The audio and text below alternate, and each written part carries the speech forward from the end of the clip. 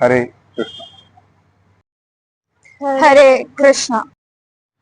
മലയാള ഭാഷയെ ഇത്രയും പ്രാധാന്യത്തോടും നിർബന്ധത്തോടും കൂടി പഠിക്കണം എന്ന് പറയുന്നത് എന്തുകൊണ്ടാണ്?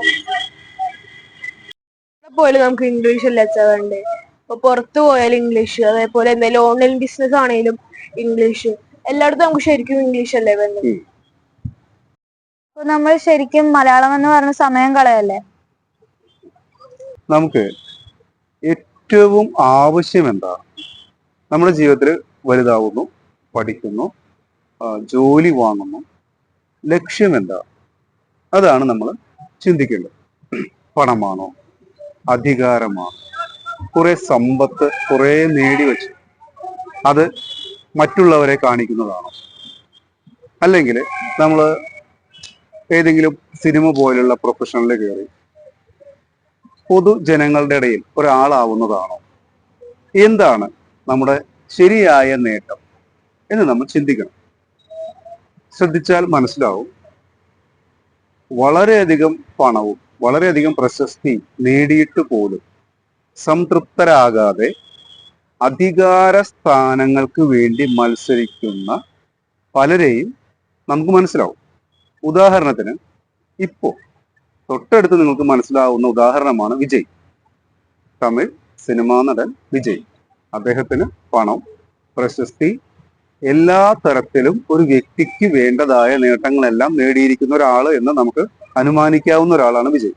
എന്തിനാണ് ഇപ്പോൾ രാഷ്ട്രീയത്തിലേക്ക് ഇറങ്ങി അധികാരം കൈക്കലാക്കാൻ ശ്രമിക്കുന്നത്? അധികാരത്തിന്, നിയന്ത്രണത്തിന് അതിൻ്റെതായ ഒരു ഗുണം എല്ലാവരും കൽപ്പിക്കുന്നു. അതുകൊണ്ടാണ് അമേരിക്ക മറ്റു രാജ്യങ്ങളിലെ നിയന്ത്രണം കൈക്കലാക്കാൻ ശ്രമിക്കുന്നത്. എലോൺ മസ്ക് സ്റ്റാർലിങ്ക് പോലെയുള്ള സംവിധാനങ്ങൾ ആകാശത്തേക്ക് അയച്ച് ആകാശത്തിന്റെ നിയന്ത്രണം കൈക്കലാക്കാൻ ശ്രമിക്കുന്നു. പണത്തിന്റെ നിയന്ത്രണം കൈക്കലാക്കാൻ ശ്രമിക്കുന്നു. ഇത് നിയന്ത്രണത്തിനോടുള്ള അമിത താല്പര്യമാണ്. യഥാർത്ഥത്തിൽ ഇവരെന്താ ചെയ്യുന്നത്? പണം, അധികാരം എന്നിവ ഉപയോഗിച്ച്, ശക്തി ഉപയോഗിച്ച് മറ്റുള്ളവരെ നിയന്ത്രിക്കുന്നു.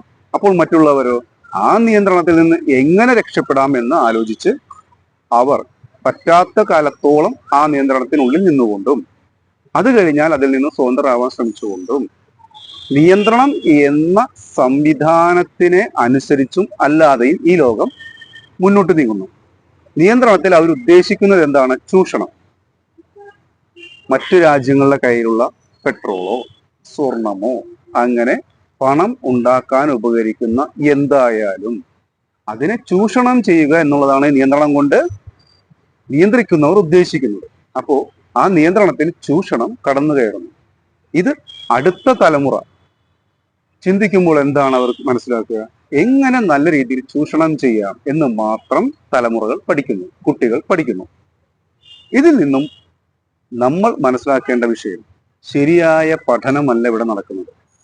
നിയന്ത്രണം എല്ലാവരെയും അതിലേക്ക് ആകർഷിക്കുന്നുണ്ട്. എനിക്ക് 10 പേരെ നിയന്ത്രിക്കാം, എനിക്ക് 50 പേരെ നിയന്ത്രിക്കാം, എനിക്ക് രാഷ്ട്രങ്ങളെ നിയന്ത്രിക്കാം എന്ന് പറയുമ്പോൾ ഉള്ള സുഖം അത് ആസ്വദിക്കാൻ എല്ലാവരും ആഗ്രഹിക്കുന്നുണ്ട്. പക്ഷേ അതിൽ നിന്നും അടുത്ത ഘട്ടമായ ചൂഷണം, അത് മറ്റുള്ളവരെ എങ്ങനെ നശിപ്പിക്കും എന്ന് ചിന്തിക്കുക വളരെ ബുദ്ധിമുട്ടുള്ള കാര്യമാണ്. നിയന്ത്രണം കിട്ടിക്കഴിഞ്ഞാൽ ചൂഷണമാണ് അടുത്ത ഘട്ടം എന്നും എല്ലാവരും ഉള്ളിൽ എഴുതി വച്ചിരിക്കുന്ന പോലെ പെരുമാറുന്നു. യഥാർത്ഥത്തിൽ നിയന്ത്രണം എന്ന് പറയുന്നത് നമുക്ക് അറിവ് കൊണ്ടാണ് നേടേണ്ടത്. യഥാർത്ഥത്തിൽ അപ്പൊ എന്താണ് നമ്മൾ നേടേണ്ടത്? അറിവ്. അറിവ് എന്തിനാണ് ഉപകരിക്കുന്നത്? നമ്മൾ നമ്മളെ തന്നെ നിയന്ത്രിക്കാൻ. ഏറ്റവും വലിയ നിയന്ത്രണം നമ്മൾ നമ്മെ തന്നെ നിയന്ത്രിക്കുന്നതാണ്. അച്ഛ, ഞങ്ങൾ ചോദിച്ചത് ഭാഷയെ പറ്റി, അച്ഛൻ പറഞ്ഞത് നിയന്ത്രണത്തെ പറ്റി. രാഷ്ട്രീയം, വിജയ്, അങ്ങനെ അങ്ങനെ ഇലോൺ മസ്ക് ഒക്കെ, അതിലെന്താണ് ലോജിക്ക്? ഞങ്ങൾക്കത് മനസ്സിലായില്ല. ശരിയായ ചോദ്യമാണ്. എന്താണ് നിയന്ത്രണം എന്ന വാക്കും മലയാള ഭാഷയും തമ്മിലുള്ള ബന്ധം? നിയന്ത്രണം ശരിയായ രീതിയിൽ നമ്മൾ അവതരിപ്പിക്കണമെങ്കിൽ അത് കേൾക്കുന്നവർക്ക്, അല്ലെങ്കിൽ അതിനെ ആരെയാണോ നമ്മൾ നിയന്ത്രിക്കുന്നത് അവർക്ക് അത് ശരിയായ രീതിയിൽ മനസ്സിലാകണമെങ്കിൽ പൂർണ്ണമായൊരു ഭാഷ കൊണ്ട് മാത്രമേ അത് സാധിക്കുള്ളൂ. കാരണം നിയന്ത്രണം നമുക്ക് ചൂഷണം എന്ന അർത്ഥത്തിലല്ലെങ്കിൽ പൂർണ്ണമായ സ്വാതന്ത്ര്യമുള്ള ഒരാളെ നിയന്ത്രിക്കുക എന്നുള്ളത് പൂർണ്ണമായ അറിവ് നൽകിക്കൊണ്ട് മാത്രമേ സാധിക്കുകയുള്ളൂ. അതിന് ഭാഷയ്ക്ക് അതിൻ്റെതായ വികസിതമായ രൂപം ആവശ്യമാണ്. വികസിതമായ രൂപം എന്ന് പറയുമ്പോൾ മറ്റുള്ളവർ പെട്ടെന്ന് വിചാരിക്കും ഇത്രയധികം ഉപയോഗിക്കുന്ന ഇംഗ്ലീഷ് ഭാഷയ്ക്കോ മറ്റു ഭാഷകൾക്കോ എന്താണ് ഒരു കുഴപ്പം? വളരെ വികസിതമായി എല്ലാ മാനേജ്മെന്റ് വിദ്യാഭ്യാസത്തിനും എല്ലാത്തിനും നമ്മൾ ഉപയോഗിക്കുന്നത് ഇംഗ്ലീഷാണ്. പിന്നെ എന്താണ് അതിന് കുഴപ്പം? ഇംഗ്ലീഷ് ഭാഷയുടെ കുഴപ്പം എന്ന് പറയുന്നത് മലയാള ഭാഷ പോലെ വളരെ വിസ്തൃതിയുള്ള, വളരെ സങ്കീർണമായ, എല്ലാ മാനസികമായ തലങ്ങൾക്കും ഉപയോഗിക്കത്തക്ക ഒരു വ്യാപ്തി ആ ഭാഷയ്ക്ക് ഇല്ല. അതിന് പദങ്ങളില്ല. കാരണം എന്താണ്? ഉദാഹരണത്തിന് സൂര്യൻ എന്ന വാക്ക് നമുക്ക് ഉദാഹരണമായി എടുക്കാം. മലയാള ഭാഷയിൽ സൂര്യൻ എന്ന് പറയുമ്പോൾ എത്രയോ പര്യായ പദങ്ങളാണ് നമുക്ക് ഉപയോഗിക്കാനുള്ളത്. കാവ്യ അർത്ഥത്തിൽ ഉപയോഗിക്കുമ്പോൾ ഓരോ സാഹചര്യത്തിലും അത് ഉപയോഗിക്കുന്നത് പല പല വാക്കുകളാണ്. എന്നിട്ടും ഇംഗ്ലീഷ് ഭാഷയിൽ നമ്മൾ വരൂ, ഇത്ര നാളായി ഈ ഭാഷകൾ ഇവിടെയുണ്ട്. സൂര്യൻ എന്ന് പറയുമ്പോൾ ഒരൊറ്റ വാക്ക്, ഇത്ര നാളും ഞാൻ കേട്ടിട്ടുള്ളത് ഒറ്റ വാക്ക്. അതിലപ്പുറത്തേക്ക് കടക്കാണ് കൂടുതലായി വിശദമായ അല്ലെങ്കിൽ ഓരോ സാഹചര്യത്തിനും വേറെ വേറെ പദങ്ങൾ ഉപയോഗിക്കാനുള്ള ഒരു വിസ്തൃതി ആ ഭാഷയ്ക്ക് ഇല്ല. ഒരു സങ്കുചിതമായ ഒരു ഭാഷയാണ്. ട്രേഡിങ്ങിന് വേണ്ടി മാത്രം, അതായത് വ്യാപാരത്തിന് വേണ്ടി മാത്രം ഉപയോഗിക്കുന്ന ഒരു ഭാഷ. അതിന് ഇത്തരം വികാരങ്ങളെ, ഇത്രയും ചോദ്യങ്ങളെ, ഇത്രയും സങ്കീർണമായിട്ടുള്ള നിയന്ത്രണത്തിൽ നമ്മൾ ഉപയോഗിക്കുന്ന തലത്തിൽപ്പെട്ട ആ നമ്മുടെ ചിന്തകളെ പ്രകാശിപ്പിക്കാനുള്ള കഴിവ് വാക്പരിമിതി മൂലം മറ്റു ഭാഷകൾക്കില്ല. അങ്ങനെ വരുമ്പോൾ എന്ത് സംഭവിക്കും? നമ്മൾ ഒരാളെ വളരെ സ്നേഹത്തോടുകൂടി, അറിവോടുകൂടി കാര്യങ്ങൾ പറഞ്ഞു കൊടുക്കുമ്പോൾ അവർ അത് വിശ്വസിച്ച് മനസ്സിലാക്കി ചെയ്യുമ്പോഴാണ് നമ്മളുടെ നിയന്ത്രണം മറ്റുള്ളവരിലേക്ക് പോകുന്നത്. നമുക്ക് നമ്മെ നിയന്ത്രിക്കാനായാലും മറ്റുള്ളവരെ നിയന്ത്രിക്കാനായാലും അത്തരം വിശദമായിട്ടുള്ള ഭാഷയുടെ ശേഖരം ആവശ്യമാണ്. അതിന് നമുക്ക് ഒരിക്കലും ചെറിയ മറ്റ് വാക്കുകളോ കൂടുതൽ പര്യായ പദങ്ങളോ ഇല്ലാത്ത ഒരു ഭാഷ ഉപയോഗിച്ചിട്ട് ഈ കാര്യം നിർവഹിക്കാൻ സാധിക്കില്ല. അവിടെയാണ് മാനസിക നിയന്ത്രണത്തിന് മലയാളം മാത്രമേ സാധിക്കൂ എന്ന സത്യം നമുക്ക് മനസ്സിലാവുന്നത്. അത് നിങ്ങൾക്ക് എന്നോടുള്ള സംഭാഷണത്തിലും നിങ്ങൾക്ക് മനസ്സിലാവുന്നതാണ്. അല്ലെങ്കിൽ നിങ്ങൾക്ക് പറയാം, അച്ഛാ ഇത് ശരിയല്ല, ഇതിനേക്കാൾ നല്ലത് ഞങ്ങളെ നിയന്ത്രിക്കാൻ മറ്റു ഭാഷകളാണ്, ഇംഗ്ലീഷ് ഭാഷയാണ് കൂടുതൽ നല്ലത് എന്ന് നിങ്ങൾക്ക് തോന്നുന്നുണ്ടെങ്കിൽ നിങ്ങൾ പറയുക. വിശദമായി കാര്യങ്ങൾ പറഞ്ഞു തരാതെ ഒരറിവും നിങ്ങളിലേക്ക് എന്നിൽ നിന്നും എത്തില്ല. എനിക്ക് വിശദമായി കാര്യങ്ങൾ പറഞ്ഞു തരാൻ സാധിക്കുന്നില്ലെങ്കിൽ അത് ഞാൻ ഉപയോഗിക്കുന്ന ഭാഷയുടെ, ഞാൻ പറയുന്ന രീതിയുടെ സങ്കുചിതാവസ്ഥയായി മാറും. അങ്ങനെ വരുമ്പോൾ എനിക്ക് നിങ്ങളിലേക്ക് കാര്യങ്ങൾ എത്തിക്കാൻ സാധിക്കാതെ വരികയും നിങ്ങൾക്ക് കാര്യങ്ങൾ മനസ്സിലാവാതെ വരികയും എൻ്റെ നിയന്ത്രണം നിങ്ങളിലേക്ക് എത്താതെ വരികയും ചെയ്യും. പിന്നീട് ഞാൻ നിയന്ത്രിക്കാൻ ശ്രമിക്കുമ്പോൾ അത് നിങ്ങൾക്ക് ബുദ്ധിമുട്ടായിട്ടാണ് മാറുക. അതാണ് ഭാഷ എന്ന് പറയുന്ന ഒരു വിഷയവും നിയന്ത്രണം എന്ന് പറയുന്ന വിഷയവും തമ്മിലുള്ള ബന്ധം. മഹാബലി ചക്രവർത്തിക്ക് എന്തുകൊണ്ട് ഈ ലോകം മുഴുവൻ ഭരിക്കാൻ സാധിച്ചു? അദ്ദേഹത്തിന്റെ അറിവ് അത്ര വലുതായിരുന്നു. അദ്ദേഹം ഉപയോഗിച്ച ഭാഷ അത്ര സങ്കീർണമായിരുന്നു. ആ ഭാഷ കൊണ്ട് ഭരിച്ചത് കൊണ്ടാണ് മറ്റുള്ളവർക്ക് അദ്ദേഹം ദൈവതുല്യനായി മാറുന്നു എന്ന തോന്നൽ വന്നത്. എന്താണ് മഹാബലി ചക്രവർത്തിയെ കൊന്നുകളയാൻ അവർക്ക് കാരണമായത്? അദ്ദേഹം ഇനിയും ഇങ്ങനെ തുടർന്നാൽ ദൈവങ്ങളെക്കാളും ഉയർന്ന നിലവാരത്തിലെത്തും അദ്ദേഹത്തിന്റെ മറ്റുള്ളവരുടെ മനസ്സിന് സ്ഥാനം. അതുകൊണ്ട് ദൈവങ്ങൾക്ക് അദ്ദേഹം ഭീഷണിയാണ്. ഒരാളെ കൊന്നുകളയാൻ പറഞ്ഞ കാരണം അദ്ദേഹം ദൈവങ്ങളെക്കാളും നല്ലതാവുന്നു.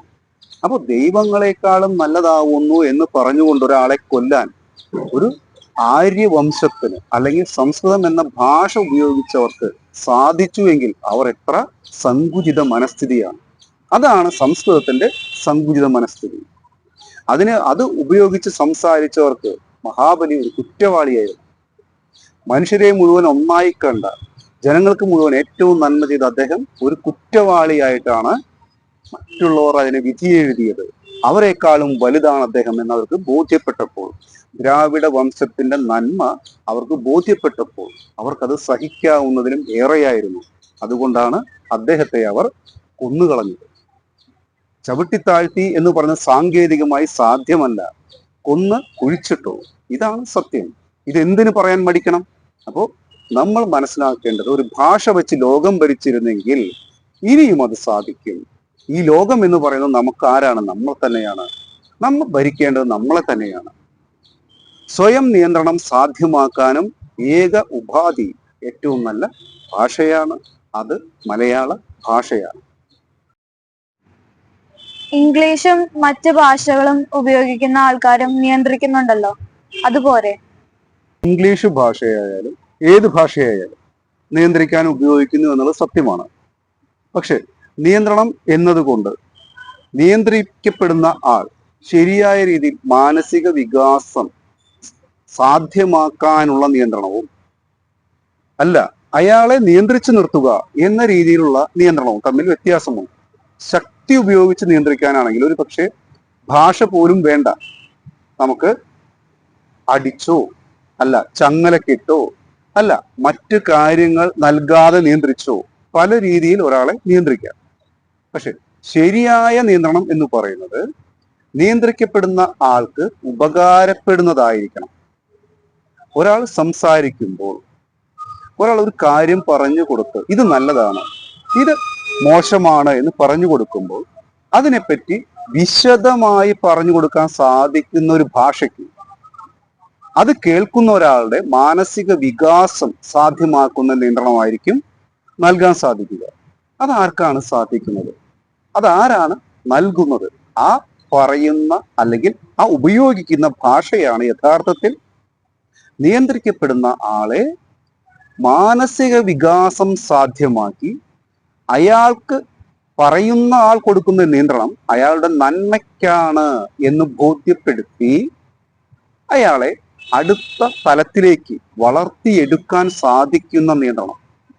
അതാണ് മലയാള ഭാഷയിലൂടെ നൽകാൻ സാധിക്കുന്നത്. അല്ലെങ്കിൽ അത് ചെയ്യരുത്, ഇത് ചെയ്താൽ മതി എന്ന് പറയുമ്പോൾ എന്തുകൊണ്ടത് ചെയ്യണ്ട എന്ന് പറയുന്നു, എന്തുകൊണ്ട് ഇത് ചെയ്താൽ മതി എന്ന് പറയുന്നു എന്ന വിശദീകരണം ആഗ്രഹിക്കുന്ന ഒരു വ്യക്തിക്ക് അത് പൂർണ്ണമായി നൽകാൻ കഴിയുന്ന ഒരു ഭാഷയ്ക്ക് മാത്രമേ അയാൾക്ക് ആവശ്യമായിട്ടുള്ള വിശദീകരണം എന്ന ലെവലിൽ ഏത് തലത്തിലും നൽകാൻ സാധിക്കുന്നുവെന്ന് ഉറപ്പുവരുത്താൻ സാധിക്കൂ.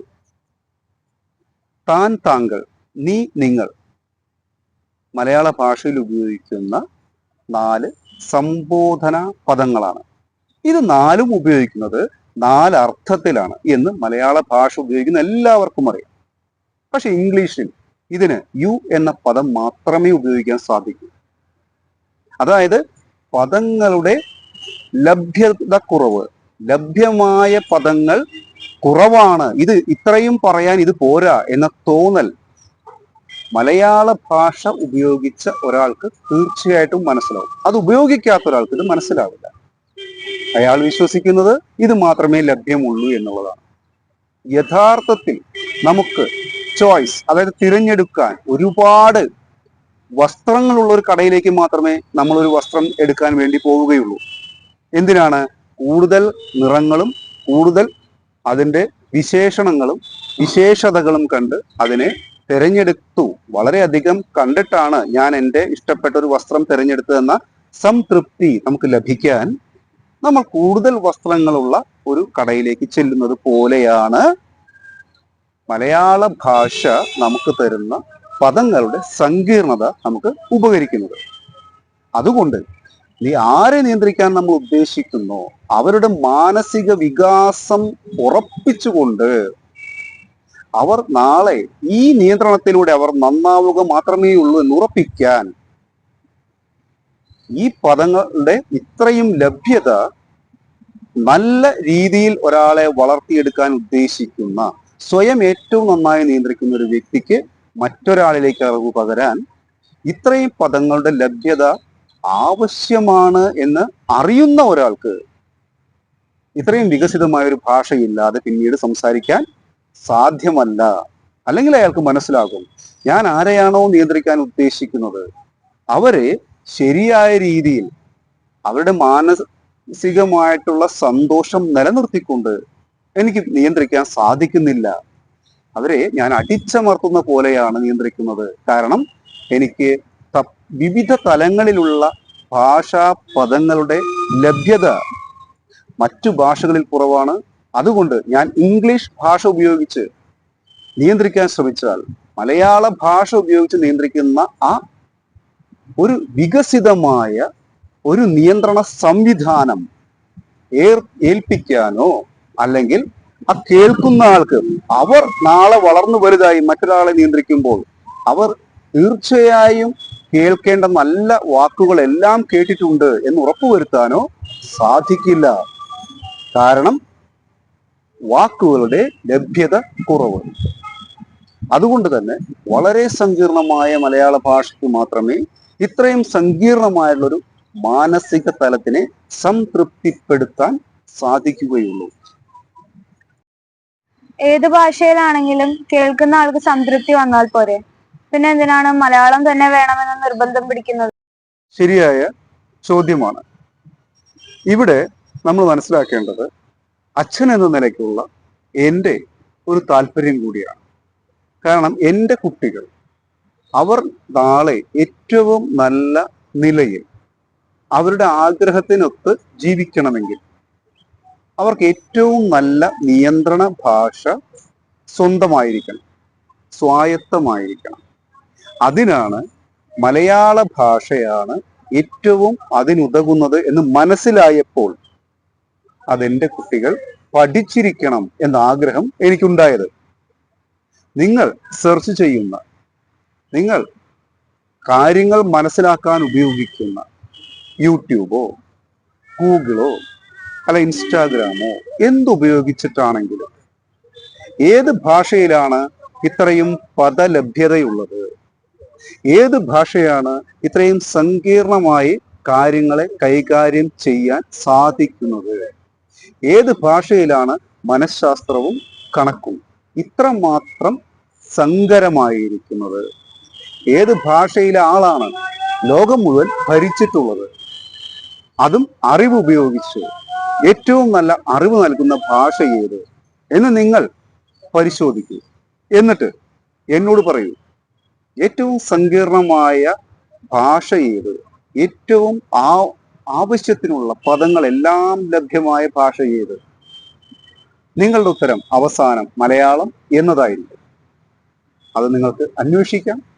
അപ്പോൾ അച്ഛൻ എന്ന നിലയ്ക്ക് ഞാൻ നിങ്ങൾക്ക് തരുന്ന പാത ഏറ്റവും നല്ല നിയന്ത്രണങ്ങൾ സാധ്യമാക്കുന്ന, സ്വയം നിയന്ത്രണം സാധ്യമാക്കുന്ന, മറ്റുള്ളവർക്ക് അറിവ് പകർന്നു കൊടുക്കാൻ സാധ്യമാക്കുന്ന ഭാഷയായിരിക്കണം എന്ന നിർബന്ധം.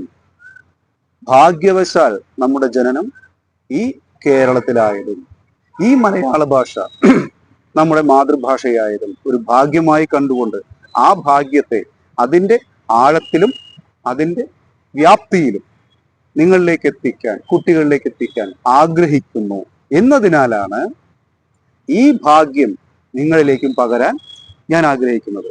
ഇല്ലെങ്കിൽ നിങ്ങൾ ഇത്രയും അറിവുള്ള ഈ ഭാഷയെ വിട്ട് മറ്റുള്ള ഭാഷയാണ് നല്ലത് എന്ന് കരുതി അതിന് പണം എന്ന ലഭ്യതയ്ക്ക് വേണ്ടി മറ്റുള്ള ഭാഷയെ ഉപയോഗിച്ച് ആ നേട്ടം മാത്രമാണ് വലുത് എന്ന് കരുതി നിയന്ത്രണം ആണ് ഏറ്റവും വലിയ നേട്ടം എന്നറിയാതെ നിങ്ങളുടെ യഥാർത്ഥ ജീവിതത്തിൽ ആസ്വദിക്കേണ്ട ആ നന്മകൾ ആസ്വദിക്കാൻ കഴിയാതെ നിങ്ങളുടെ ജീവിതം നഷ്ടമാകാതിരിക്കാൻ എനിക്ക് ഈശ്വരന്റെ അനുഗ്രഹത്താൽ കിട്ടിയ ഈ അറിവിനെ കുട്ടികളിലേക്ക് വ്യാപിപ്പിക്കാനാണ് ഞാൻ ശ്രമിക്കുന്നത്.